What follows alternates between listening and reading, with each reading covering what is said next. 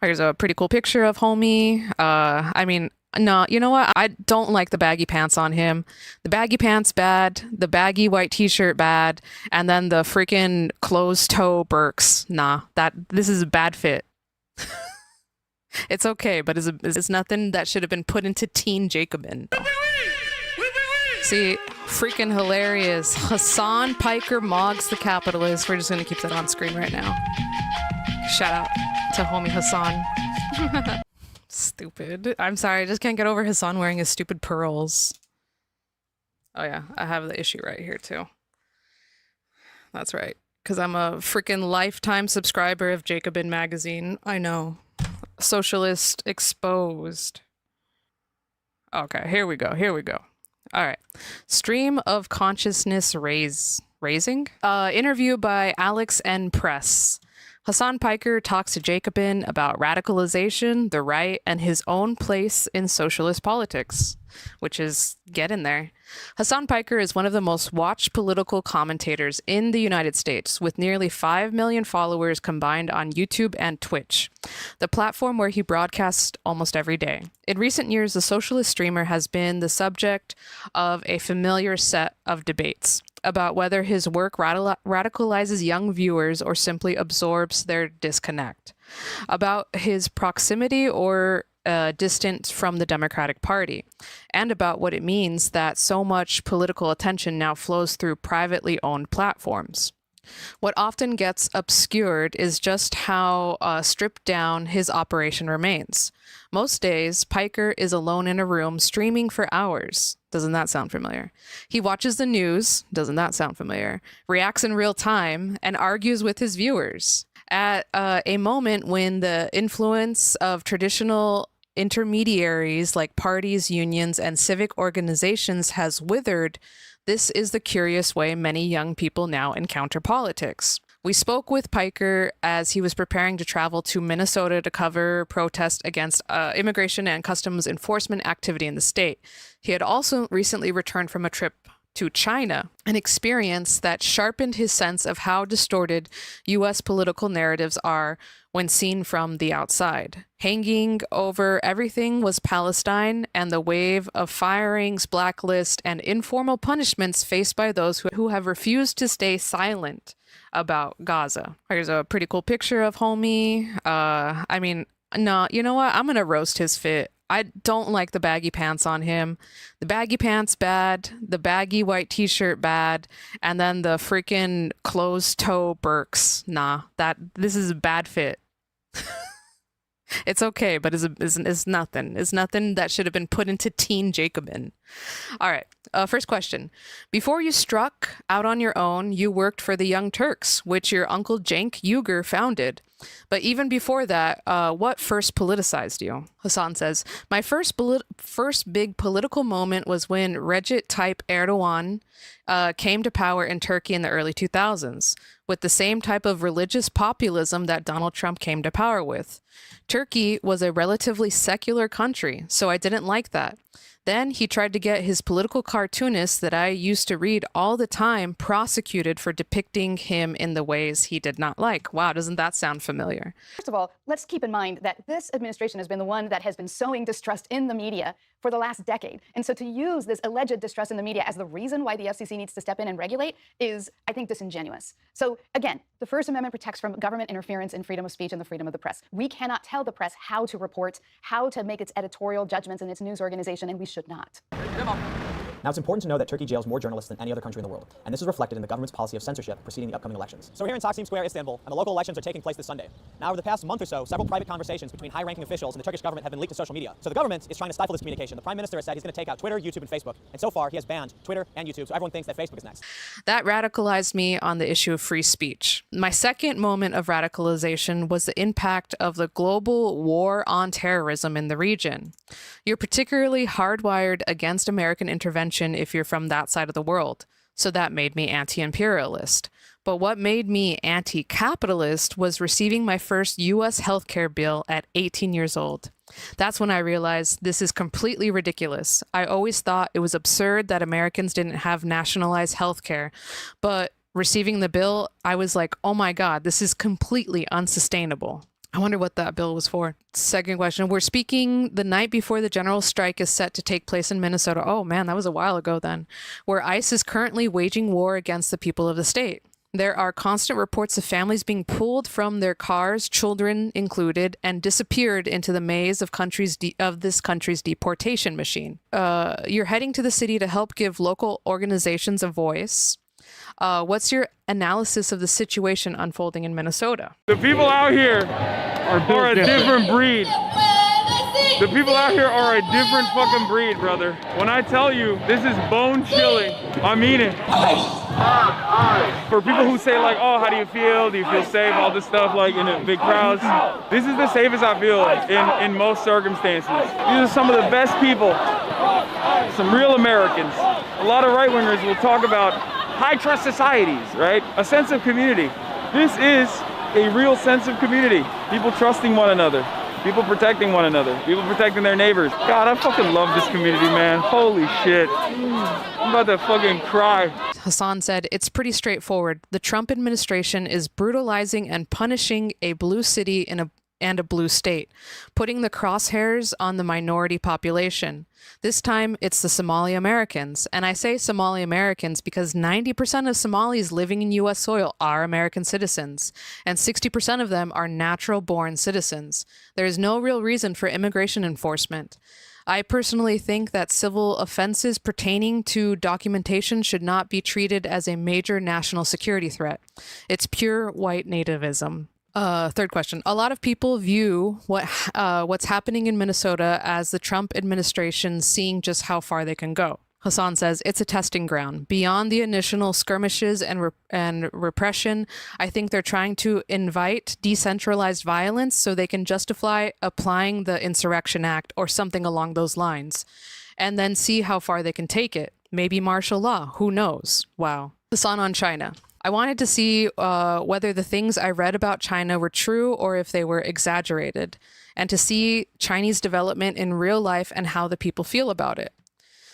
We got a comprehensive look at China from going to Tiananmen Square for the first flag-raising ceremony of the day, seeing people come from rural parts of the country to participate in this long process where the flag is raised as the sun comes up, to visiting Chongqing, I think, Chengdu, and other cities that have developed dramatically over the last couple of decades.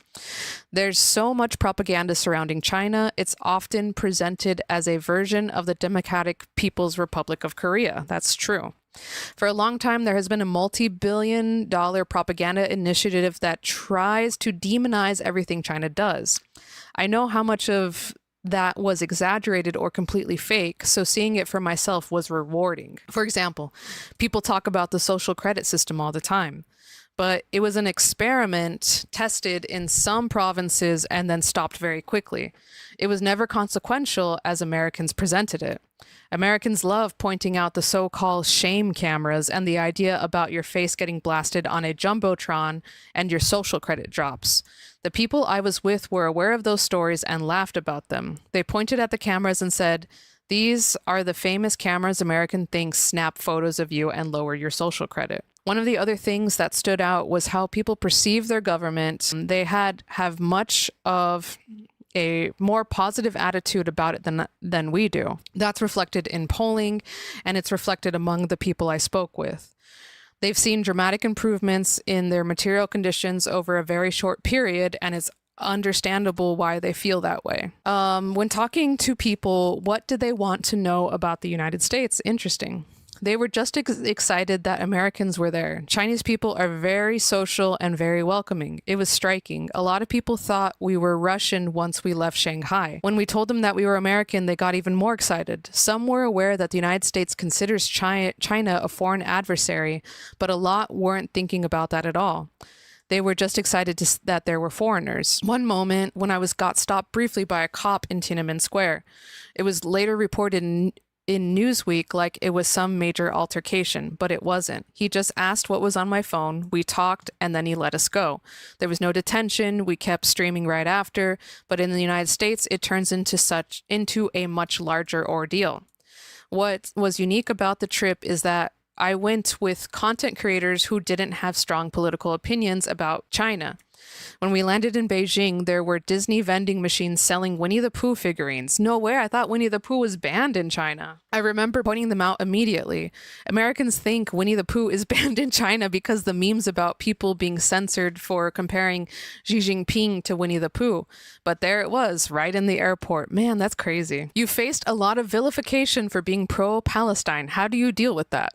You have to ignore it. And now it's much easier to ignore. Anyone who is anti-Zionist before October 7th already knew what was coming. Of course, there were actually anti-Semitic people out there, but people who have been anti-Zionist for decades were aware of the vicious smear of anti-Semitism coming their way at some point. It's an inevitability. So it wasn't my first time encountering it, but it was definitely more intense and frequent after October 7th. If there's a silver lining, that it's the impact of that slander has softened dramatically. There is a downside to that. The word anti-Semite holds less weight than it used to, which dilutes the impact and enables vicious anti-Semites to get away with anti-Semitic propaganda.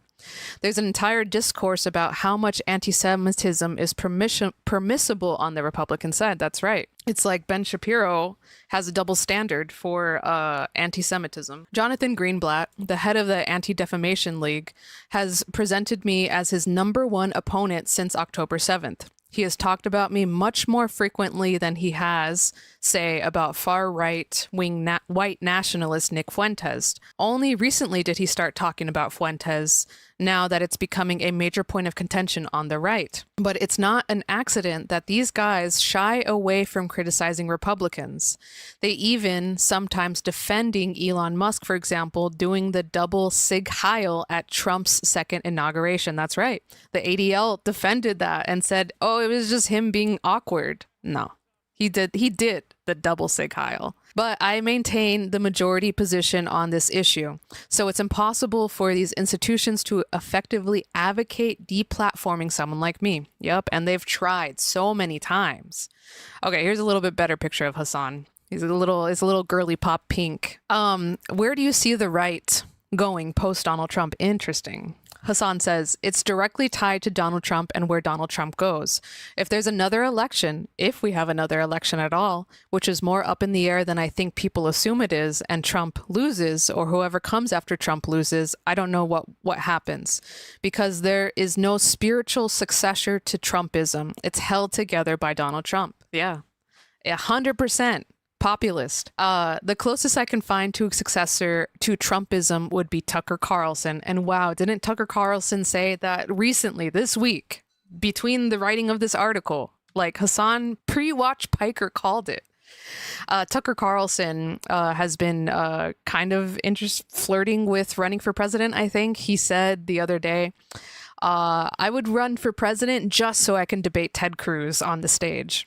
I almost want to run for president just to debate Ted Cruz, because I think it would go about the way it went last time. And for my part, I deeply enjoyed because, Tucker Carlson is anti-Israel or anti-Zionist at this point. I don't know. Whatever. He's anti-Israel. Ted Cruz and like Mike Huckabee. Ted Cruz and all those evangelical type Christian Zionists have been very, very supportive of Israel. And I don't think that's something that the right is down for.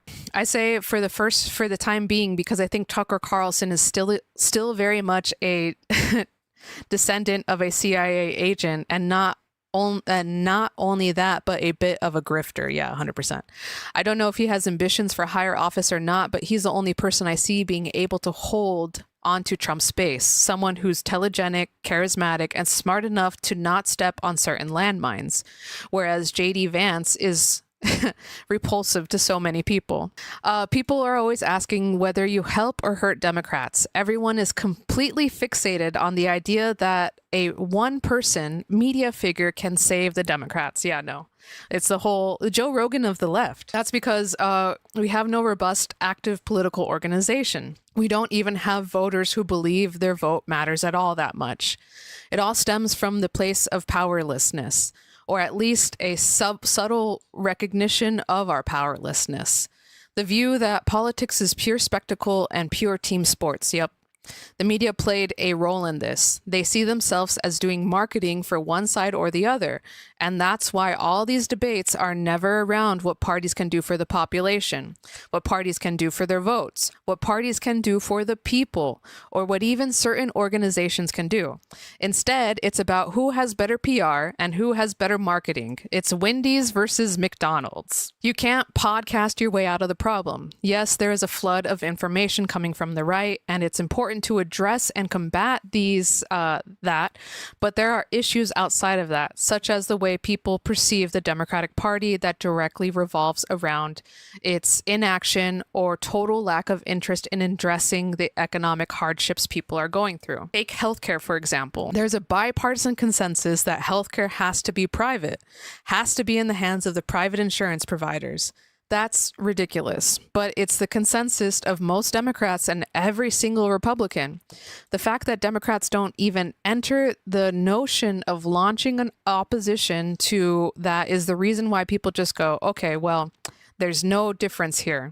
Neither party represents my interest.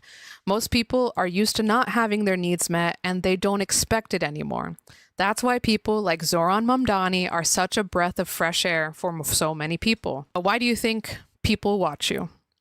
Hasan says, people experience things not being all right and have a suspicion as to why. And they rarely get to hear that in mainstream news. So if they tune into someone like me, and if I can catch them on an issue they care about or have personal knowledge of, they realize that I understand it in a way mainstream outlets don't. And they keep listening. Hopefully I can make a convincing case for why it is actually the system that is designed to keep them struggling the way they do. Yep, 100%. That's why I'm doing it too. All right, so that was, Hasan Piker's little interview on Jacobin.